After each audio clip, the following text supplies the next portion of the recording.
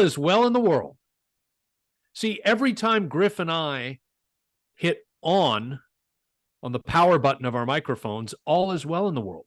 And that's why we waited until Monday night. We usually record Monday late morning. We waited until Monday night Eastern time on Monday, May the 27th, because the Blue Jays played a Memorial Day matinee in Chicago against the vaunted Southsiders in their City Connect jerseys and beat the White Sox 5-1 to improve their stoic record to 24-29, still pulling up the rear in the American League East Division. But fear not,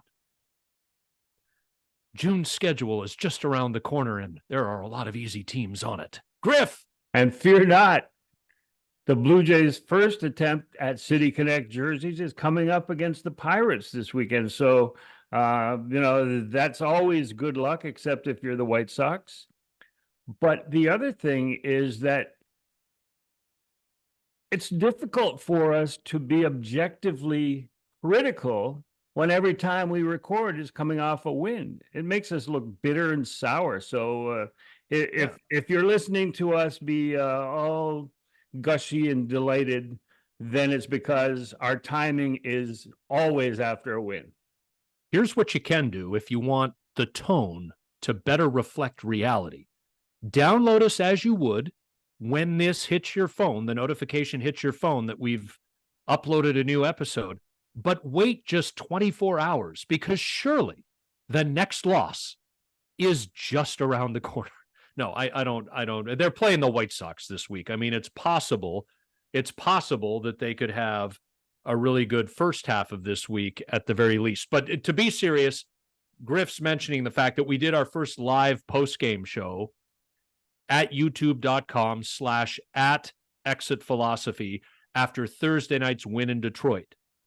So a nice piece of bread. Then the crap in the sandwich Friday, Saturday, and Sunday got placed in between today's nice piece of bread, another victory over the White Sox in between 3 losses to the Detroit Tigers. So as we come at you Monday night, May the 27th, chances are you're listening to this on Tuesday the 28th or sometime after that, the Blue Jays have a record of 24-29. And this is the so-called, air quotes, easy part of the schedule. And Griff took that as far back as the start of the Tampa Bay Rays series. They went 1-2 against the Rays, 2-1 against the White Sox. They went 1-3 against the Tigers, and they won the Monday, the 27th game against the White Sox. A 16-game stretch against so-called easier opponents. The Jays are 5-6 through the first 11 games of that stretch, with some Baltimore, a lot of Boston to come in June, the Milwaukee Brewers.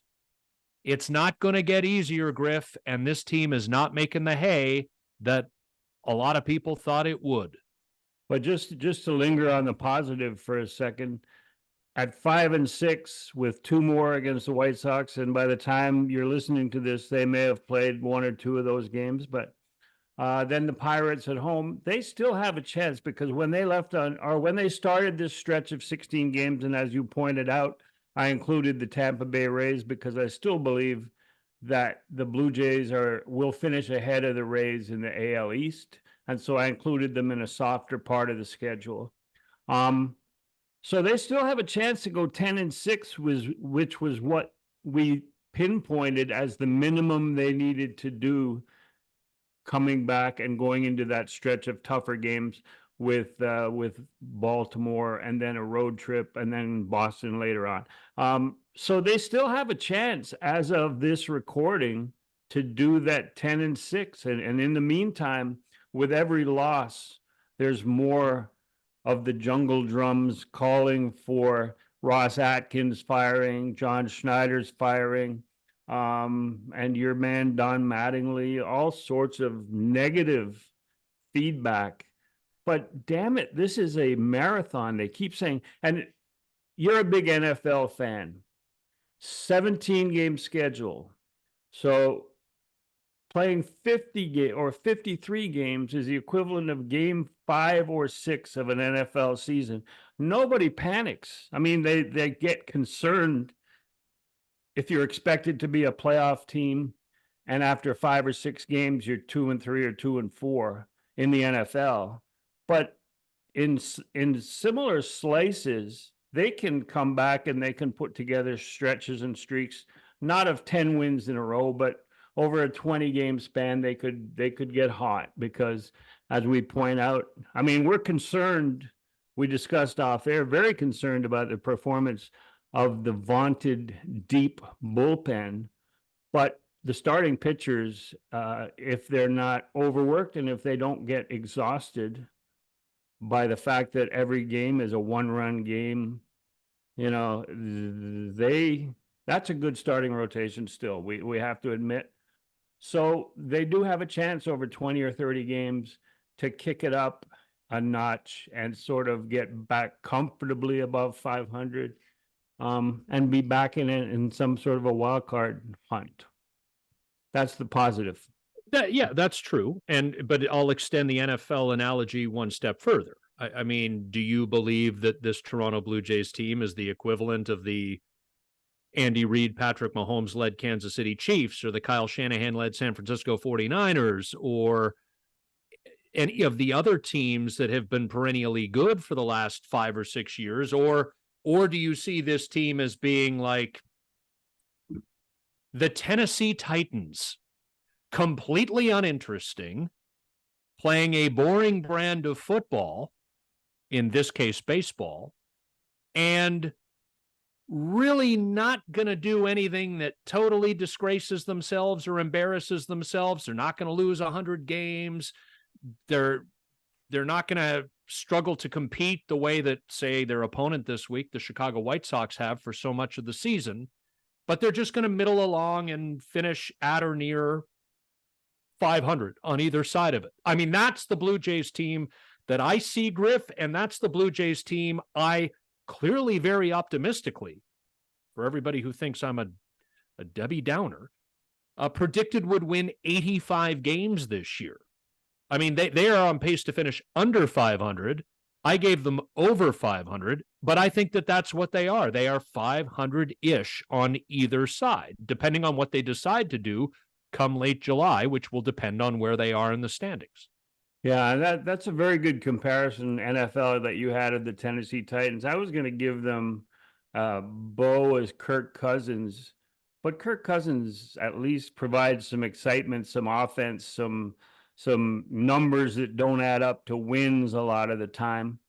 But, and again, as you just pointed out, this Blue Jays team is not the type of baseball team that Canadian baseball fans want to see. Run prevention is all well and good, and that involves defense and that involves pitching. But I remember all the years in Montreal where leading the league in stolen bases and scoring a ton of runs and having good athletic young starting pitchers and a sort of a shaky bullpen, and losing some games you should have won, but at least making it exciting. And this Blue Jays team is not making it exciting, and fans are souring on this type of baseball. And run prevention may have looked good across the lake in Cleveland, and the Guardians are doing very well, you know, without Ross and Mark. But maybe that's the type of baseball they brought with them, fundamentally sound, which this team is not. But detailing run prevention. And when they lost players in free agency, who did they bring in? When they lost players like Matt Chapman from last year, they brought in someone who could compare, they felt could compare defensively. Isaiah Kiner-Falefa, a Gold Glover. But they didn't care the fact that Matt Chapman was out there every day and he was a presence, and in the lineup, he was a presence. And he didn't always perform, but he was there every day. There was a consistency and a potential. And you know what you're going to get. There's a lower ceiling with Isaiah Kiner-Falefa and with pretty much everybody on this Blue Jays team who's filling in, who's, we talk about 6 bench players and 2 of them are starting every day for this Blue Jays lineup. And that's the truth. There are 2 players out there every day who are not starting major league players. And it's, run prevention, okay, but it's not the kind of baseball that's catching on with this crowd of Blue Jays fans who are calling for people's heads. Yeah, and that's a big. Run prevention is supposed to mean preventing your opponents from scoring runs. That. Yeah. And there are teams that do both ends of it really, really well. They score runs and they prevent opposition runs, and they typically are the ones that win a great majority of their games and go on to the playoffs, and sometimes end up hoisting the piece of metal, as the commissioner Rob Manfred would call it. Even as a baseball fan of no particular team, I would rather see the Cincinnati Reds playing at Rogers Center every day. That roster with Ellie De La Cruz and the exciting young nucleus that they have than what is going out there today, this weekend against the Pirates. I would rather watch a young, exciting, vibrant team that makes mistakes than what the Blue Jays are running out there right now. The 14-11 loss in Detroit was heartbreaking because they stormed back from a huge deficit. And then their most reliable reliever, Jimmy Garcia, when it's 11-9, comes in and coughs up 2 runs to tie the game at 11 after 8. And then we know that Matt Vierling walked it off 3-run bomb with 2 outs in the bottom of the 9th off Jordan Romano. Stuff happened in that game, though, Griff. Now, it looked for 5-6 innings like it was just going to be another stinker, and they were going to wrap their tail between their legs and get on the bus and leave town. They stormed back, and then it was an exciting game in a variety of different ways, for as disappointing as the ending was. But you couldn't turn the TV off at the end of that game and say, I just watched 9 innings blur by. But most of the games this team plays is the variety of Saturdays where Jose Barrios gives up a 2-run home run in the bottom of the first inning, and everybody's like, well, geez, that feels like it might be too much to overcome. And it turns out to be, because they lose the game 2-1, and it's played in an efficient period of time, but not a lot happens, and it's really not watchable. And they have a problem right now, A, that they're losing more than they win, and B, that when you lose more than you win, regardless of how it happens, you become less watchable because people want to watch success more than routine failure. But C, that the way that they lose a lot of their games is in such a completely uninteresting fashion. And that's a complaint that I get more this year, Griff, than I did last year. And, 2021 had its ups and downs, and they just missed the playoffs. But God, it wasn't for a lack of offense or a lack of being interesting. And they were still on the upswing at the time. And Bo and Vlad were still young in terms of their service time and MLB experience and all of that. People are looking at this now going, man, I'm living in a part of the world where the weather, it ain't great for a good chunk of the year. And I just don't know if I want to spend my holiday Monday afternoon or my Saturday or Sunday afternoon buried inside watching this when I could be out getting some vitamin D. Yeah, to your point, there was more discussion after that 14-11 loss about that game and the twists and turns and the changes, the turning points, Jimmy Garcia coming in. And there's another thing about Jimmy Garcia. They worry about runs not scoring enough runs. And so they score 9 runs in the 3 of the previous 6 games. And so they don't need Jimmy Garcia and they don't need Jordan Romano in those games. And so when he comes in and with the game on the line, 2-run lead in the 8th inning on Sunday, he hasn't pitched in a week because they've been scoring too many runs. back to scoring 3 or 4 runs and letting the bullpen come up and do their job, especially Jimmy Garcia.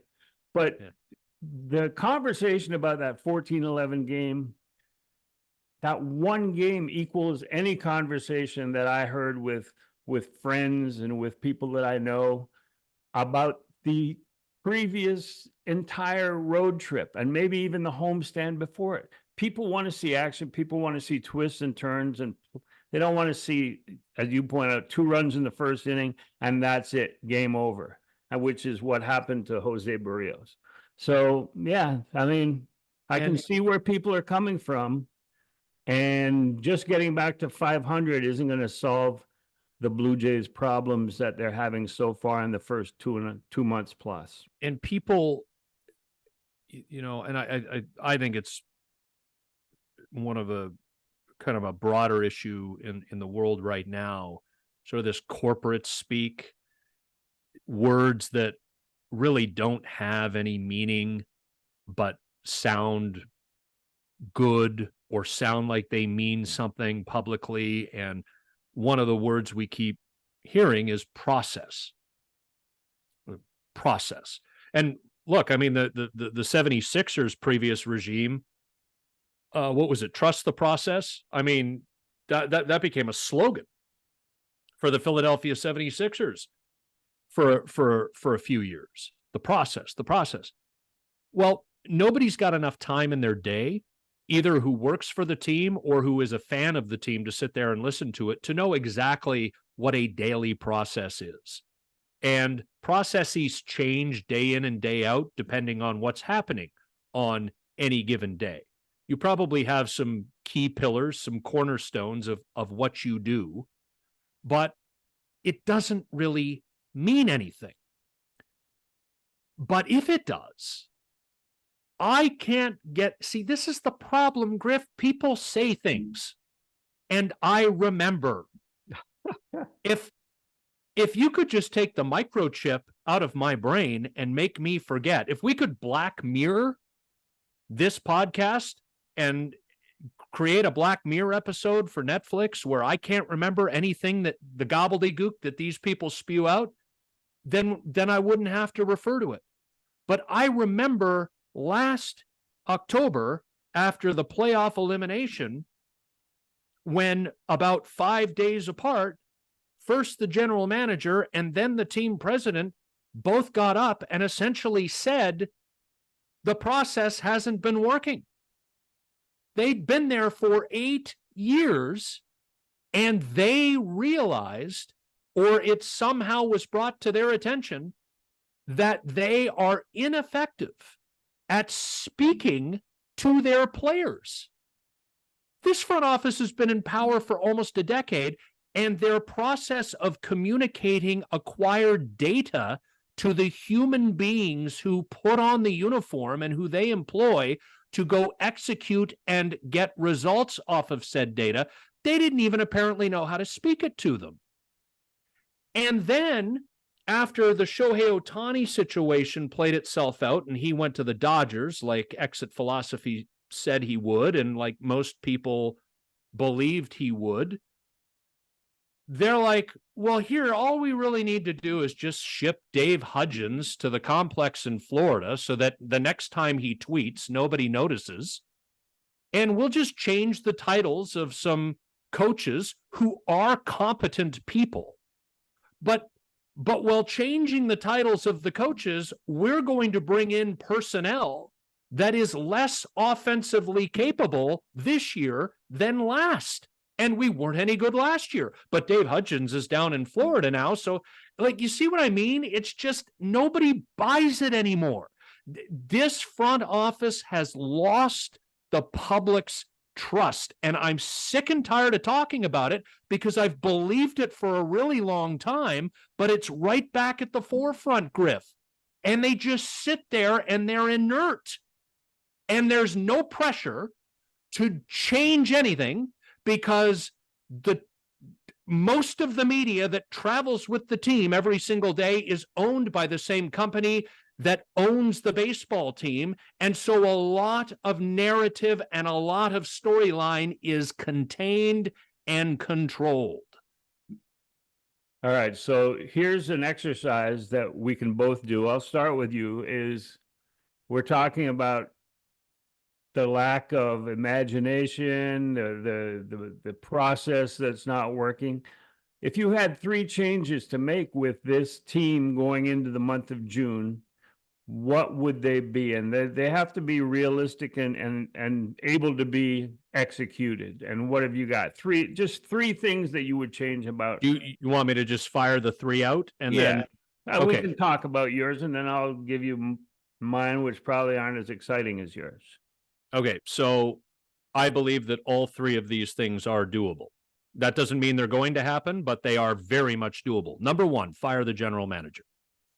Fire the general manager. Do it now. I'm done with him. Quite frankly, it's over. It is over.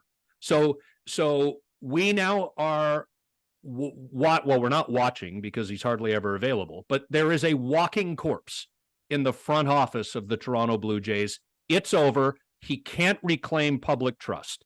It's time to get rid of him. And he's not the one who can make the trades in July. I don't want him at the helm of the franchise anymore.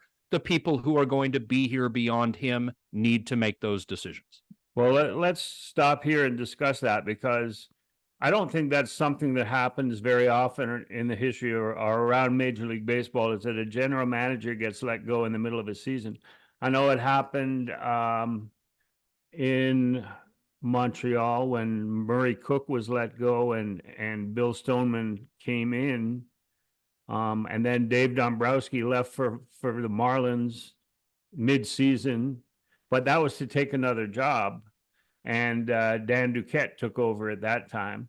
But I don't think it happens for the reasons that you're talking about. But I do agree that if there are moves to be made, if either Bo or Vlad or Gosman or someone important is going to be traded, I think it should be whoever the general manager is going to be moving forward, and not who the general manager was for the last 9 years. But Griff, we're not living in a world, to stick with a Blue Jays example, where you have an accountant and a businessman in Paul Beeston as the team president, a baseball guy like Pat Gillick as the general manager, and then underlings who are either being trained up to become general managers, as Gord Ash eventually was, the person who took over for Pat Gillick. He was trained up to become the GM. This current front office employs a president who is a longtime baseball operations guy and has been a general manager before. And the assistant general manager is a World Series champion this decade with the Houston Astros. There are 2 other general managers, both of whom are more qualified than the guy with the actual title. And that's not just my opinion. It is my opinion, but I just believe it to be fact. Number 1. And number 2, like with the Toronto Maple Leafs and the sudden focus on the anonymous team president, in year 9, it is now time to shine the spotlight on this team president, because we know he has a role in baseball ops. And even if it is minimal relative to the way it used to be when he was in Cleveland in his heyday, he is responsible for the decisions made beneath him. He hired those people. So he's now got to be involved, because this is a mess, even if his stadium is generating revenue for the company that it hasn't before, because sports is as much about civic trust. So you do have qualified people in that front office. There would not be a brain drain if Ross Atkins was shown the door. I can tell you that. Yeah, that reminds me, I promised a subscriber to my Griff's the Pitch that we would talk about the relationship particular to Mark Shapiro and Ross Atkins, and how that dynamic works in terms of acquiring players and in terms of making trades or signing free agents, or in this case, trading away players. And these guys go way back. Everybody knows the story. They go back to Cleveland. And then in 2015, in the summer of 2015, Mark Shapiro came over, or was in line to come over. And and then he brought with him Ross Atkins.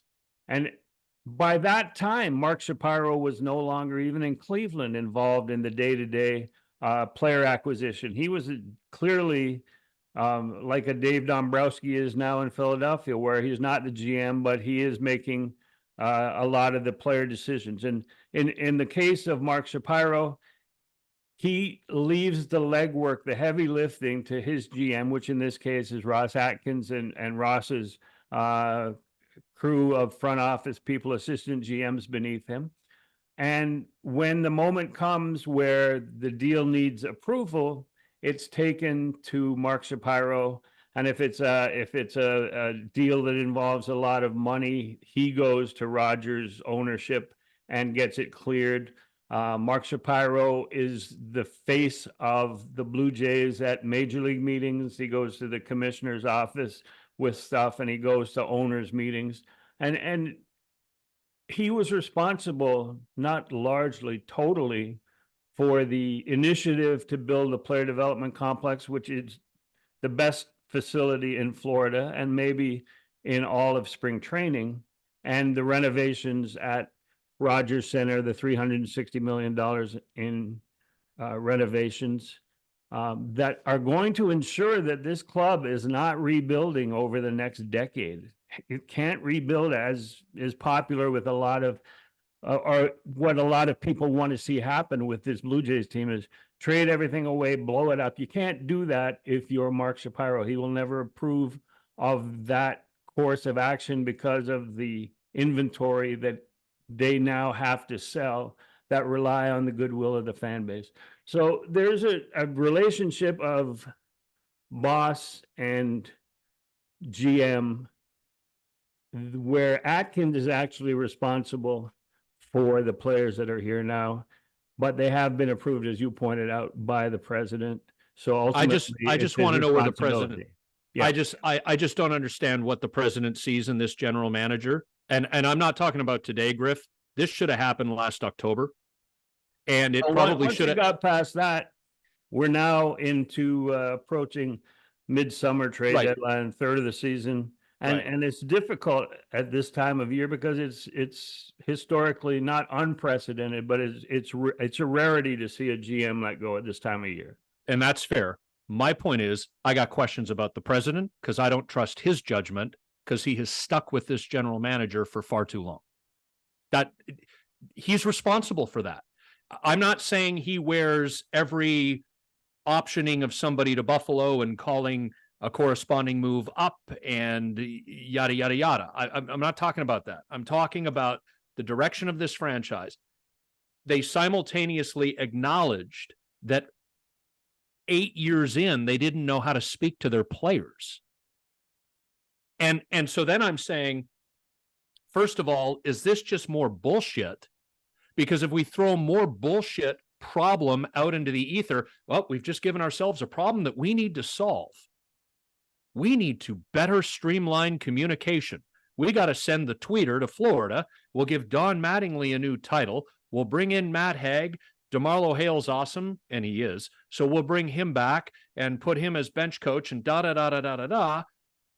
And that'll just make everything better because we're also going to sign Isaiah Kiner-Falefa. He of the career 89 OPS plus, where the league average is 100. And like, it's all fluff, Griff. It's all fluff. Here's the bottom line that separates this situation from others that I described that are historically unprecedented is that there is a general manager in place here that won the 2017 World Series with the Houston Astros, has been here for more than a year learning about this organization, about this city, about what needs to be done. He sees for himself what's going on the field and in the clubhouse. So that makes it different than any other situation, and also puts me in agreement with you that perhaps, and this is your first of 3 points, perhaps it is the time to change general managers in midstream. I love how you're saying this is your first of 3 points, so we'd better get on to 2 and 3. Let's go to 2 now. Otherwise, we're going to be doing episodes 22, 23, and 24 tonight as well. So the next 2, as I read them back to myself, maybe somewhat tied together. But number 2 is a generalization, merit-based playing time. So I don't care what you have left on your contract or for how much it's worth. And again, it's a very awkward day to say it because George Springer hit a home run today on Monday, May the 27th against the White Sox in Chicago. But he's first and foremost in my mind when I think about this. Sub 600 OPS, bat speed is down. I believe the home run today off the in Chicago, Griff, was his first home run off of a fastball this year. Yeah, that's what they were saying. So for example, if your play doesn't warrant a spot in the lineup on a day in, day out basis, you sit. And we've started to see that. Well, I mean, we've seen George Springer drop in the lineup. We've also seen him sit a couple of times on this road trip, but you're still ready to play because if we've got a lead, if you didn't play today and we've got a lead and we need our best defense out on the field, let's just say Kiermaier and Springer aren't in the starting lineup. They're playing center and right field in the ninth inning as we try to hold a lead. We don't want Biggio in right and Schneider in left, right? So you got to be ready, but merit-based playing time. And then number 3, in case the two tie in, if you're on the team and you're not playing, goodbye. And I've heard and been told that Daniel Vogelbach's a wonderful human being, and I'm sure that he is, but there is an opportunity for somebody to come up and potentially contribute more. He had one really good game last week, and when he clears his hips through a fastball and hits it 430 feet to right center field, it looks beautiful. But it's only happened once this year, and he's really only had one good game this year, and he can't play defense. And if he pinch hits for you and reaches base late in the game, he's a 2 roster move because he's the pinch hitter, and then there's a pinch runner required. So I'm saying whether it's another shot for an Addison Barger or a Spencer Horwitz who had a cup of coffee with the Blue Jays last season, I want to start seeing guys who might be able to do a little bit more, both in terms of offensive production and who may have a longer term future with this team, given an opportunity. Because that roster spot really can't do less than what it's done to date 2 months into the season. Well, my 3 all involve pretty much what you're talking about of performance-based playing time. And mine involves bringing up, we've seen Addison Barger come up from Buffalo, and we saw Brian Serven start the year with the Blue Jays. Together, they're 1 for 26. And it shows you how difficult it is to translate performance at AAA to performance in the major leagues. But still, as you point out with Daniel Vogelbach, there's no reason for Daniel Vogelbach. His money is guaranteed. God bless him. He gets his $1.5 million guaranteed. And if he gets released and then picked up by another team, the prorated major league minimum is taken out of that, what the Blue Jays owe him. So it's a very small price to pay for opening up a spot on the bench to someone who can actually do baseball things. And as you point out, Daniel Vogelbach has become a player favorite in the clubhouse. So that and 5 more wins will get you back to 500. And to me, as you pointed out also, is that if he gets on base in late innings, you have to pinch run for him. They already have Alejandro Kirk, who, if he gets on base late innings, you have to pinch run for him. You've only got a 4-man bench. It seems counterproductive to have 2 of them in the same category, and one of them who doesn't even play a position in Daniel Vogelbach. So that's the first one. So what I would do at the DH spot is bring up Spencer Horwitz, who's not a young prospect. He's He's been around at AAA, is having a great year, understands the strike zone in Baltimore in Buffalo. I would bring him up and platoon him at DH with Davis Schneider. So Davis Schneider plays or is the DH against left-handers. Spencer Horwitz is the DH against right-handers.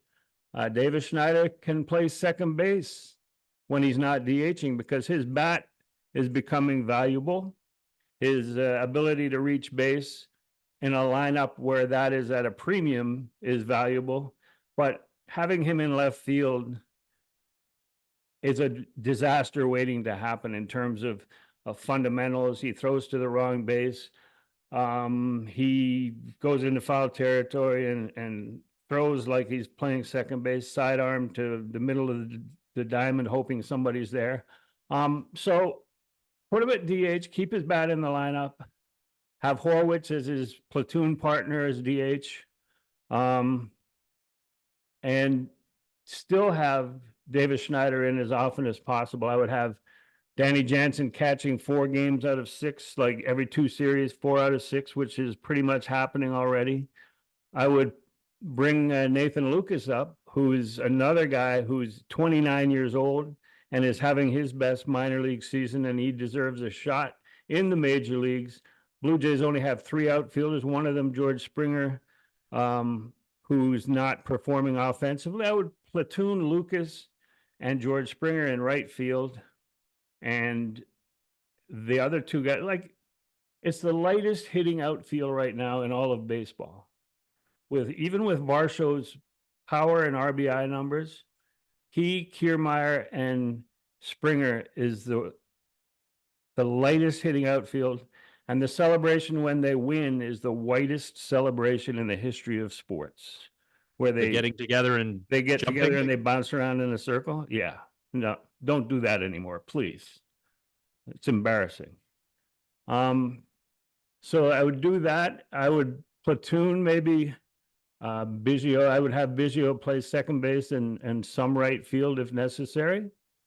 I would have Isaiah Kiner-Falefa at third base because, as we talked about earlier, there's not enough players who have a position on this Blue Jays team.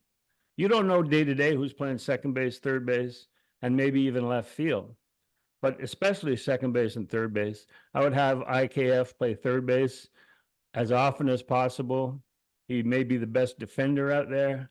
I would also, unfortunately for Ernie Clement, he's struggling in his mind defensively, and that's one of the reasons why he's on this team is defensively. He was a nice player late last season and at spring training and early this year. I think he needs to go to the minor leagues, go to Buffalo. But if you put him, he's got no options. So you might lose him if you put him on, if you designate him for assignment. But I'm willing to do that and hope that nobody selects him and he goes back and he's ready to come back and help. But yeah, that's, and the other thing about probably the third move I would make is I would go until the All-Star break with a 6-man starting rotation, because it looks like guys are on fumes right now. And you look at Bassett going out there today and having a neck problem, and he pitched through it. God bless him. He threw 5 innings. After that first inning, it looked like he wasn't going to get out of trouble. He was going to get crushed in the first inning. Got out of a bases loaded jam, worked his way through 5. But there's a guy that with an extra day's rest, and even Kevin Gosman has said that extra day helps. So if you can manipulate it, which we can, I've got a chart if you want to see it. I could hold it up, and for those watching on YouTube, that could take you to the All-Star break on July 14th with a 6-man rotation, which would include 5 starts from Yariel Rodriguez, and the rest of the time he could pitch long relief. I think that those are 3 moves that, it would cost you salaried employees not earning their money, but they got to win now. They got to start winning again. They got to start putting an exciting product on the field, and they got to get rid of some of the deadwood, and that might include the GM. Yeah, and I mean that all sounds good to me. And I think your thought on the 6-man rotation, Griff, and you've been on this since last year, is all well and good. And we were talking off air, and you said, well, maybe Kikuchi's hitting a bit of a wall. It was a short and rough outing for him in Detroit on Sunday, and Chris Bassett's got the kink in his neck, although he pushed through it and had a really good outing for the Blue Jays to open the series in Chicago. Alek Manoah, a lot of positive signs, but you still don't know what you're going to get. Kevin Gausman was slow out of the gate, etc. On and on we can go. I just don't know if you and I are capable, because I listened to everything you said, of making a suggestion based on the current roster and the options at AAA, like the guys who would realistically come up that is going to properly address the needs. Chad Green, Bowden Francis, and Yariel Rodriguez. There's 3 guys. And who would you rather have on your team, a 6th starter or an 8th reliever? I mean, that's as simple as it gets. And if your 6th starter can also pitch relief when he's not going to be called upon for 6, 7, 8, 9 days, then that seems more of a realistic contributor than your 8th relief pitcher. Right. No, and I'm all that. I just don't know. And I know they've had a better offensive run here, generally speaking, over the last 5-6 games. Again, the opposition is something to consider, and the Jays did miss Tarek Skubal, the best Tigers pitcher. They're missing the 2 best White Sox starting pitchers in this series in Chicago.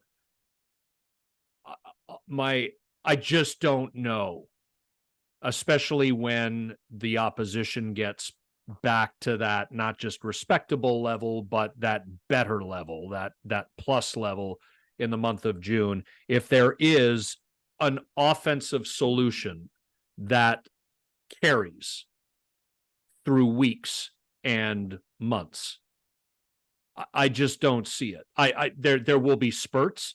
This team is not incapable of scoring 11 runs in a single game. That happens to every team, regardless of the quality of their lineup, and it happened for the Blue Jays in Detroit, and unfortunately they didn't win the game on Sunday. I'm not saying it can't happen in spurts. I'm not saying Isaiah Kiner for left. Right. One of the reasons, and you pointed this out earlier, that the Blue Jays went out and signed the replacements for the free agents that they lost, was that they believed that the internal offensive contributions would come from players that were already here that were going to get better, younger players, Bo, Vlad, Dalton Varsho, that were going to get better. The Kirk was going to bounce back. Danny Jansen was in a walk year, a free agent year, and so they didn't care what the performances to be expected from IKF and from Justin Turner, who has been a huge disappointment after a quick start, but he is 39 years old. And, I didn't say, but it goes without saying that if you're platooning Spencer Horwitz and Davis Schneider, then Justin Turner is just going to be a right-handed pinch hitter off the bench. But they expected it to the offense to come from internal sources, and it hasn't. So I don't think you can blame those guys that signed IKF and those guys. Maybe the internal. Well, it comes back to the GM and the president, doesn't it?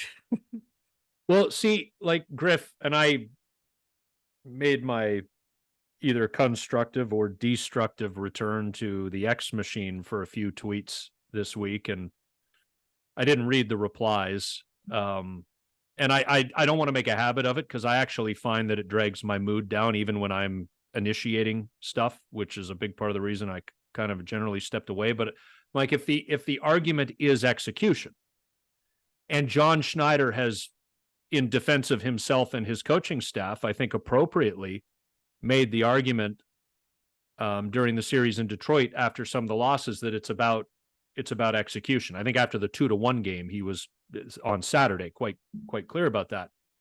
Well, I take that as number one. That is the manager handling it diplomatically as he needs to, but that is essentially there's the cop cars pull somebody over and the flashing lights are going, and then there's that like flashing arrow to tell cars to change lanes. Like, we've got a flashing sign for the front office. Ahem. We got personnel problems here. Execution. And so if the general manager is talking about execution, for me, that's just another distraction, because if it's an execution problem, who's the one tasked, or who are the ones tasked with executing? The personnel. So if the personnel isn't executing, then it's a personnel problem. It keeps coming back, whether it's John Schneider saying it or Ross Atkins saying it or whoever's saying it, to an issue with the personnel. And Brian Burke used to gripe that in the city of Toronto, the focus was always on the guys in suits, the management. It was never on the players. I agree with that. Here's the issue. Who puts the people in uniform, i.e. the players, in those positions? Who builds the teams? If your team stinks, you wear it. That's the problem. Nobody told Brian Burke to trade 2 first-round draft picks for a one-dimensional scoring winger and saying, well, we're one of the best teams in the NHL and all we need is Phil Kessel, when you're clearly one of the worst teams in the NHL. That's a misread. And here it's the same thing. Well, we'll just send Dave Hudgens to Florida, give Don Mattingly a new title, bring back DeMarlo Hale, and Matt Haig made us laugh when he was at Buffalo as a player, so we'll bring him up here, and he's Matt Haig's going to be a good coach. I have no doubt about that. He probably relates to the players well. We see it on whenever he's on camera in the dugout. I'm not slagging Matt Haig, but my point is, it's just moving these pieces. And it's all fancy-dancy stuff to get us talking about how it's Don Mattingly's fault, when the issue is it's the personnel. The team isn't good enough. It isn't good enough. You know what that tells me, Scotty, and JP Ricciardi would say the same thing, that this fan base concentrates too much on the executives and not the players. They don't never blame the players. But what that tells me is that this fan base is smarter than fan bases in the U.S., because they point at players, and as you point out, it's the people who put them on the field that should be getting the heat, because they're the ones who can do something about it. Griff, here's an example that is not the difference between the Jays having a good year and a bad year this year, but like when the Jays brought Kevin Kiermaier back, what's the first thing we said to each other? There is no way on God's green earth that he has the offensive season in 2024 that he did in 2023. And you know whose fault that's not? Is Kevin Kiermaier. Kevin Kiermaier is a good baseball player. Kevin Kiermaier is a terrific center fielder. Maybe the best center fielder of his generation. And he's played more than a decade now. Run prevention, baby. Run prevention. But the idea that Kevin Kiermaier at 34, 35 years old is going to improve upon last year's offensive output, which I think was his best output since like 2017 or 2018, when he was on the correct side of 30, is asinine. It's funny how he said he was stunned that there was more interest last year when he was coming off an injury than there was this year when he was coming off a really good offensive year. What that tells us is that there are 29 other GMs who are smarter than this GM, because they were only willing to pay him single-digit millions, and the Jays re-upped him for over $10 million and expected the same performance, while other GMs were saying, no, he's not going to repeat. He can't repeat. That was an outstanding season,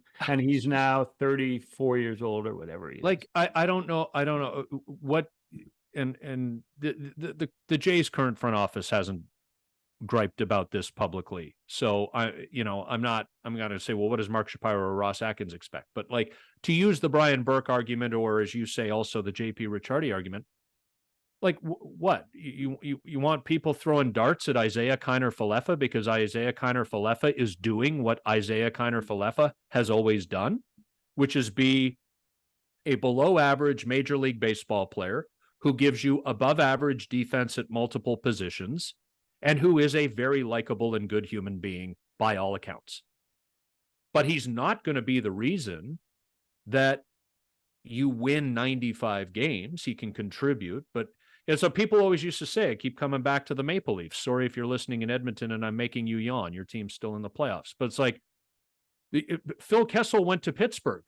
Oh, these people said you can't win a Stanley Cup with Phil Kessel, and boy, have they been proven wrong. You know how you can win a Stanley Cup with Phil Kessel? When he's on the wing, and in this case on the third line, when your two best centermen are Sidney Crosby and Evgeny Malkin. You know when you can't win a Stanley Cup with Phil Kessel? When he's your best player and your best centerman is Nick Antropov. So nobody said you can't win a Stanley Cup with Phil Kessel, but he damn well, as his nickname would suggest, last on, first off, can't be your best player. And in this case, with the Blue Jays, okay, we get it. Vladimir Guerrero Jr. has underperformed. Or wait, has he? Look at his current OPS plus. He's a 40% better hitter than league average. I don't know what it is right now because Baseball Reference updates after, at midnight or after games. But coming into the game today, his OPS plus, Griff, was 141. The league average is always 100. Vladimir Guerrero Jr. is 41% better than the league average hitter. He's having a very good season. He's not hitting home runs, but he's having a very good offensive season. Bo Bichette has not had a good offensive season, is showing signs of coming around. But again, there just isn't enough in the lineup. Yeah, Mike Trout. I remember Mike Trout and you, Shohei Ohtani sucked for 7 years. Yeah. The Angels were horrible with the two best players on the planet. I remember telling you earlier in the year that as soon as Bo and Vlad start to hit, they can carry this lineup. And then they started to hit. And then the shortcomings of the other 7 spots in the batting order showed up. And I apologize to anyone who actually listened to me at that point, saying that it's Bo and Vlad, and when they step up, this team will take off. They need to take off with 5 straight wins in this next stretch to get back to 500. Yeah, but I think the perfect example is the one that just popped into my brain with the Angels. Mike Trout and Shohei Ohtani are the 2 best baseball players of this generation. I know Trout's had his share of really, and is having one right now, is in the middle of another rehab for his knee, but he's had his share of injuries. They're the 2 best players in the sport, playing together for 6 years in Anaheim, and that team didn't sniff the playoffs once in that stretch. So it's everybody else. It's what you've got on the mound. The Jays have, we thought, a pretty good pitching staff. The rotation has done its part. The bullpen has absolutely not. We know relievers year over year can be volatile. I don't know if we expected this kind of volatility, and it's been problematic for the Jays. But offensively, Griff, why is anybody surprised? Look around the diamond. I don't know. Yeah. I don't know why people are surprised. And the thing about it is, in the first 2 months of this season, you look around baseball, you look around transactions, and you see teams bringing up players from the minor leagues who are expected, who put in their 25, 30 days in the minors and are now going to step in and be everyday players. And you look at the Blue Jays AAA team and go back to AA, and there's nobody who's going to be knocking on the door in 2024. And you can't really see anyone who's going to be knocking on the door in 2025. Or Elvis Martinez, perhaps, but he's hitting 242 at AAA, and he has more base hits on pitches 95 miles an hour or more than anyone in AAA. Okay, so he comes to the major leagues, and they know that stat. What's he going to get? He's going to get major league pitchers throwing him off-speed stuff, and you're going to have Addison Barger ×2. So there's nobody in the farm for the Blue Jays who's knocking on the door ready to step up. What the list that I gave you of changes I would make all involved guys who would come up in platoon. Nobody who's going to come up and jump in there, jump into the top half of the lineup and make an impact. So then what's going on? Because there's a difference between the player development complex, which is a facility, and player development, which, to my knowledge, was something they hung their hats on when they arrived. And look, Vlad and Bo got it. Alek Manoah, I mean, it's been like riding Leviathan at Wonderland. The highs are high and the lows are low, and neither you nor I have given up on this guy, and we're both rooting for him. But it is what it is right now. It's been high mountains and deep valleys. There's Danny Jansen. There's Alejandro Kirk when that's been good. Davis Schneider looks like a guy who's going to play in the big leagues. Kevin Biggio. Yeah. Kevin Biggio's a guy. You know, he gets lumped in with Vlad and Bo because of the famous dads and the fact they won a championship at AA and they all came up together, but Kevin's not in the league of the other two. But like, it's not like, and as to your point, I mean, Ricky Tiedemann, okay, but who knows? Yeah. He's hurt again. And it was bicep last year and it's elbow now.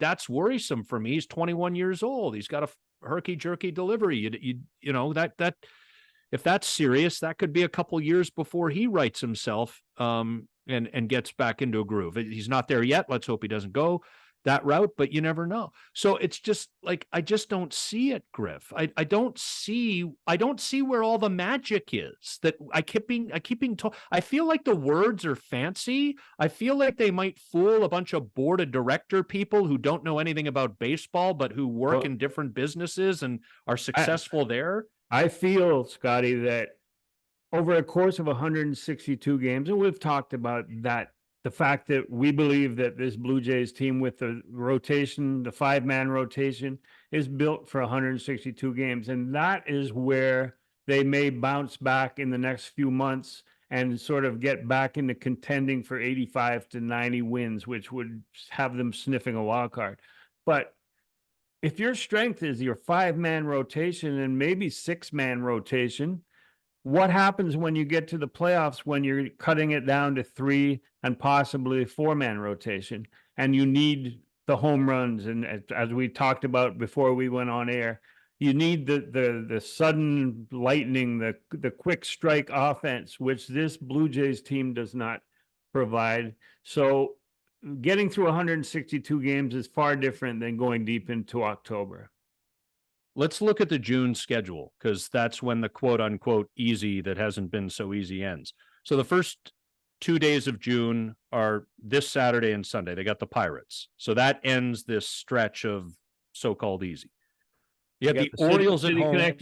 City Connect uniforms. We'll discuss the City Connect uniforms because, like a dog at a fire hydrant, there have been some leaks online about that.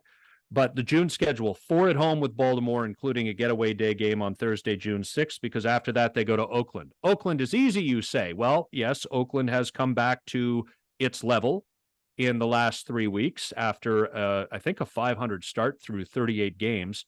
But as you said off air before we started recording, Griff, don't be tied or trailing heading to the top of the 9th in Oakland, because Mason Miller is the best closer in baseball right now. Oh, and after that 3-game series in Oakland, there are 3 in Milwaukee. They currently lead the National League Central Division. Some might say that that's not much of an accomplishment when you consider that the Cubs and the Cardinals are right at the 500 mark or right around it, and then the Reds and Pirates aren't much of a thing. Then you got 3 at home against the Cleveland Guardians, current leaders of the American League Central. And a team that always gives the Jays trouble because Boston deep and strong bullpen again, and you better be leading in the 6th. They are the Class A of the American League Central, Griff. No doubt. No doubt. Then you got 3 at home with Boston. Then you've got 3 on the road in Cleveland, 3 on the road in Boston. And then to wrap up June, you've got a wraparound Friday to Monday. No, it's Thursday to Sunday. I can't get ahead of myself here. You've got a 4-game series at home with the New York Yankees. Oh, and then Happy Canada Day, the Houston Astros arrive for the first of 4. Yeah, I actually like the fact that they're finally getting into a part of the schedule where they have to play really good baseball to compete. And I remember the Phillies series, that last second Phillies game, and there were games in Baltimore. I think they played in Baltimore earlier. They did earlier, yeah. Yeah, and those were highly competitive games, and that's what the Blue Jays need to do to show the fan base and to show themselves that going into this stretch and losing 3 out of 4 in Detroit was an aberration, and that they can compete. I think June will be very important for that. And Griff, luckily it's ahead of the trade deadline, so Griff, you and I would agree that a 500 June against the opponents we just read out would be acceptable. Problem is, this team has put itself in a position where it's got to be better than 500. Yeah. Yeah, because then you go into July, and if you do well on the rest of this trip, plus the Pirates, then you go and then play 500 in June. You go into July, and you got very little runway to get to 90, 85 to 90 wins. Yeah, so it's making it very difficult. What the hole that they've put themselves in. They've been lucky in a lot of ways. You outlined how many ace pitchers they've missed so far in this season. Their injury load has been pretty light. I mean, you look at Ronald Acuna Jr. and Spencer Strider, an MVP candidate and a Cy Young candidate, and they're both gone for the year for the Braves. And yet they're still expected to compete and to make it to the postseason because of the depth that they have in the major and the minor leagues. Yeah, that Acuna thing, by the way, that's just tragic. That's twice. It's the other knee this time, but it's twice. It's non-contact.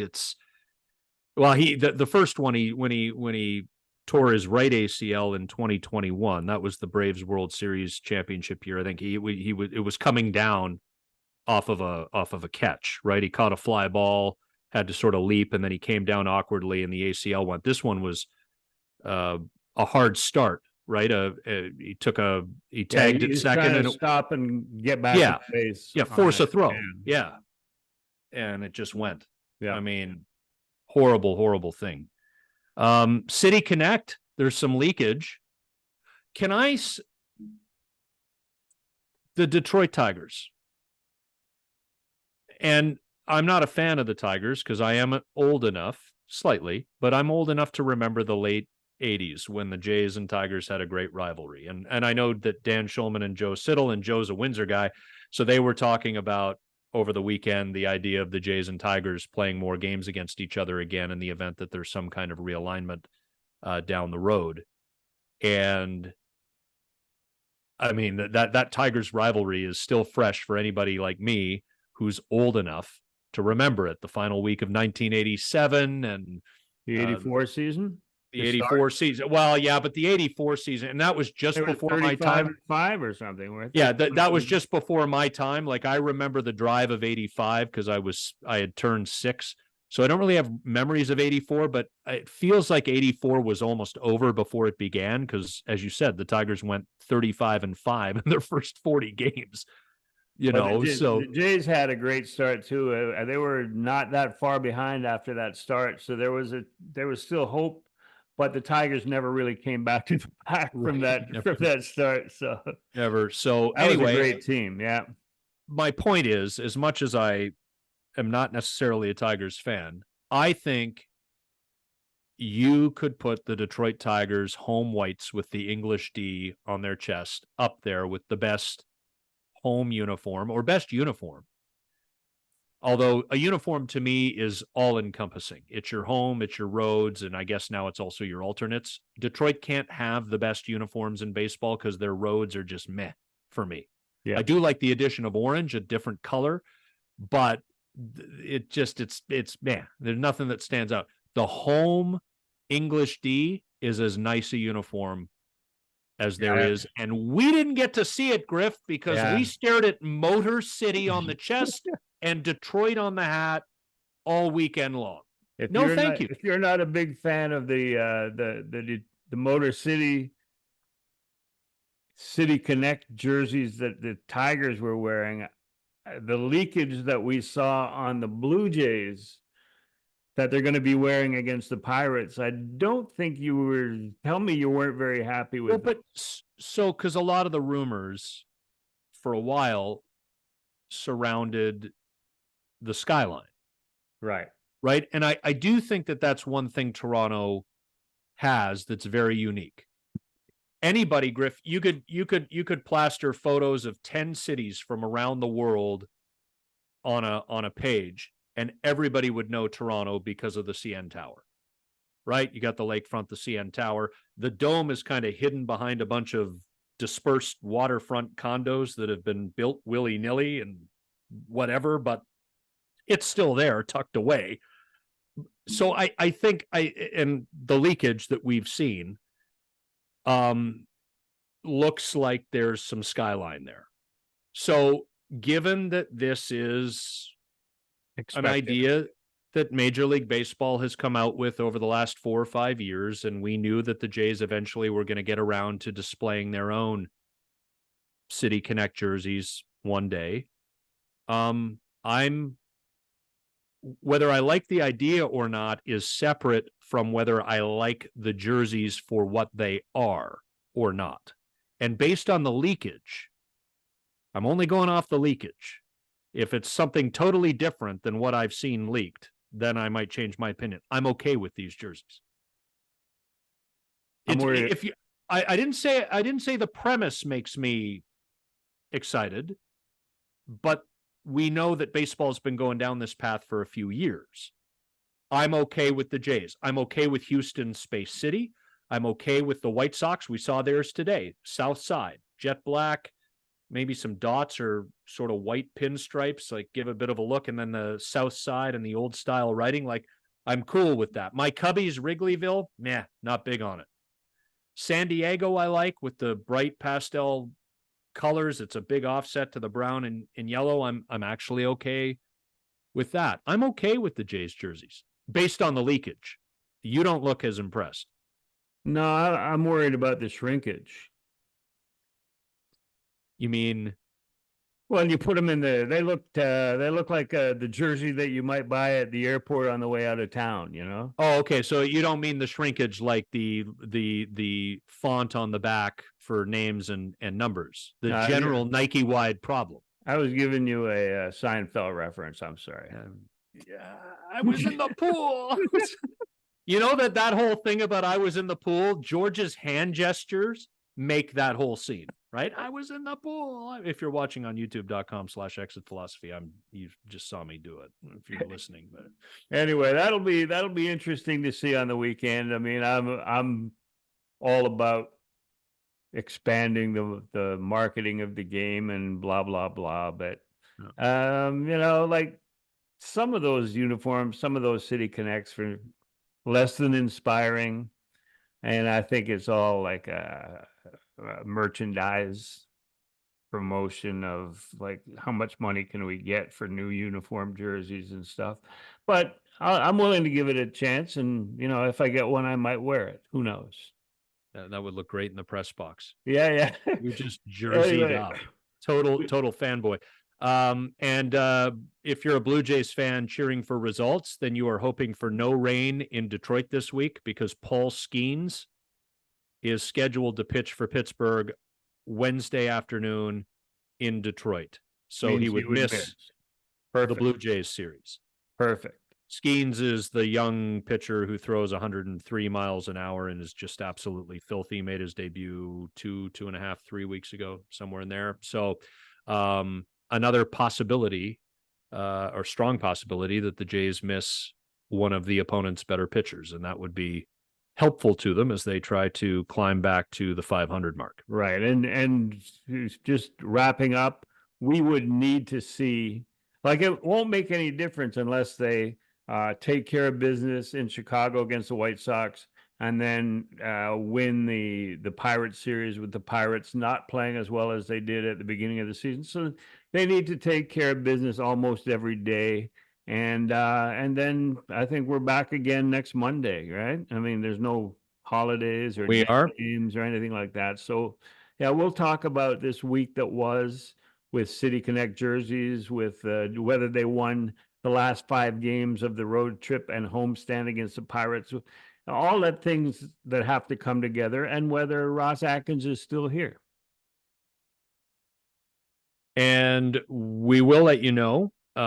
And this is all tentative based on life, but Griff and I are both in a good position to be able to go live with you after a Blue Jays game next on Wednesday night, June the 5th. So this will be after the 3rd game of the 4-game series with the Baltimore Orioles at the Dome.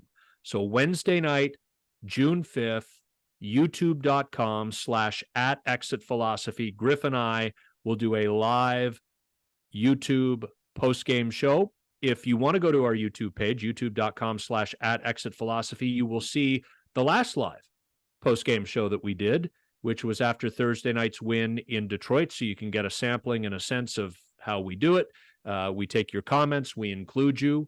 Love that you watch. Love that you chime in. And based on Griff's and my very large sample size record of 1-0 after Blue Jays games, clearly the Jays are going to win on Wednesday night, June the 5th. So look forward to that. Griffsthepitch.com is Griff's website. Throw him a subscription. You can get all of his work, multiple weekly columns, weekly MLB power rankings, conversations with current and former Blue Jays, former Montreal Expos, and there's an archive for that. You get all of the Exit Philosophy podcast episodes linked to there.